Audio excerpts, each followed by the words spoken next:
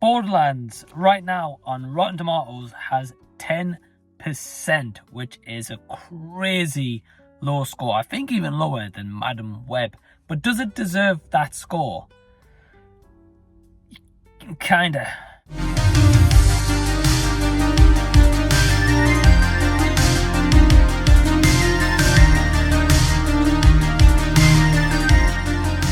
Hey everyone, what's going on? Welcome to the channel and thank you so much for taking your own time out to check out this review. My name is Mike, and with Borderlands, it is directed by Eli Roth. Now I'm going to use that very loosely. The reason why is if you go on IMDb trivia, which is what I did after watching Borderlands, you will see that he had planned and he had shot a movie to be an R rating, which here in the UK is around an 18 age rating, which is the highest age rating that you can get. Where this was going to be like extreme violence, bloody, gory.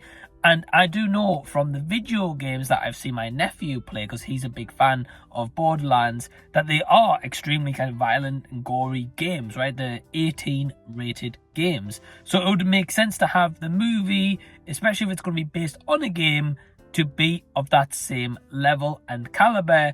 But the studio was involved with heavy interference, which led to Tim Miller rewriting and reshooting a lot of this movie, got rid of the original score and dumbed this down, at least here in the UK, to be a 12A. So yes, you can be 12 or under to see Borderlands, and that is mistake number one, because this movie absolutely suffers from a lot of the reshoots, all the editing, all the interference, and this movie's a stinker, guys. I'm sorry to say it. Now, don't get me wrong.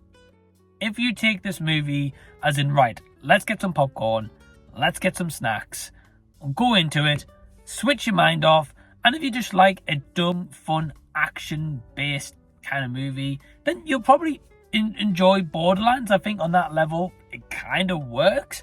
But if you really sit down and think about it, the movie's just predictable. The green screen CG effects are horrendous. It is truly bad. It's really, really, really bad. A lot of the characters aren't likable. The humor sucks. Jack Black as Claptrap. Now, Jack Black has always been hit and miss for me. Sometimes he really hits, and others he fails, and having him voice Claptrap, it was painful. And bear in mind, we get Claptrap humor in every single scene in an hour and 40-minute movie. By far, one of the biggest things for me that didn't work. Now, Ariana Greenblatt as well plays our kind of young teenage girl who's pretty much basically the badass or best of the group at this rate. She may as well be how this movie portrays her. And at times, even her performance is absolutely annoying. Surprisingly, Kevin Hart has a little bit more of a serious role, and he isn't actually quite annoying. He was probably one of the more tolerable characters, and it's such a shame because you've got such a stellar, stacked cast like Cate Blanchett, Jamie Lee Curtis, Jack Black, Kevin Hart, and so many more, and all of them feel like they're in the wrong movie. And I appreciate, Cate Blanchett and all these are seasoned veteran actors and actresses, and they're being given a lot better stuff. But what they're working with, I think it's not their fault, because again, of the whole rewrites and reshoots, of course the dialogue's been changed to be dumbed down. They probably did have better lines and more badass lines and dialogue and script and chemistry, but that's just not given. It's just purely watered down for the sake of trying to sell more tickets. And because you've done that, this movie has absolutely tanked at the box office. I mean, also look at this mistake. You can clearly tell in the trailer here that one of the crew members is opening to lift the hatch. They didn't even bother to edit that out. How lazy. Because yes, although despite it's even got poor music choices, or they just throw in big known songs to be like, hey, we've got this big known songs, let's have this really cool song in this action scene, and this will make our action sequence a lot more exciting. It absolutely doesn't.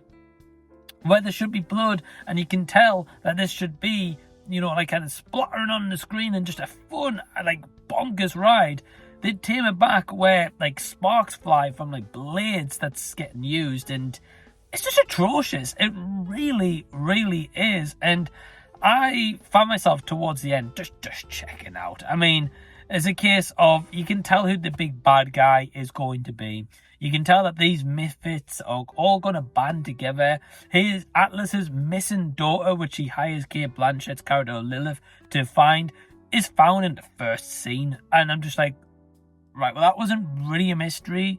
What was kind of the point of rushing and putting all our eggs into one basket immediately and be like, oh, okay, now we need another plot to go along because we've just finished the plot in like 2 minutes, which they basically do.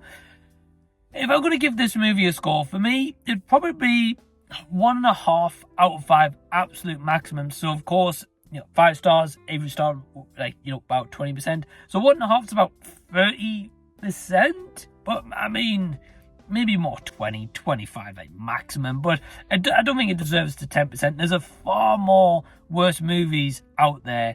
At least this one, I'd say, dumb fun action if you take it at that face value. But have you seen Borderlands?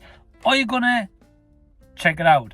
Let me know what you think down below in the comment section. If you've enjoyed this review, certainly give the channel and video a big thumbs up. If you haven't joined Patreon, you can join today for only £2 per month. Links down below in the description box. Thank you to everyone who supports me on Patreon. Click over here to see these videos if you already haven't. Till next time, I'll see you guys. I'll be seeing you later.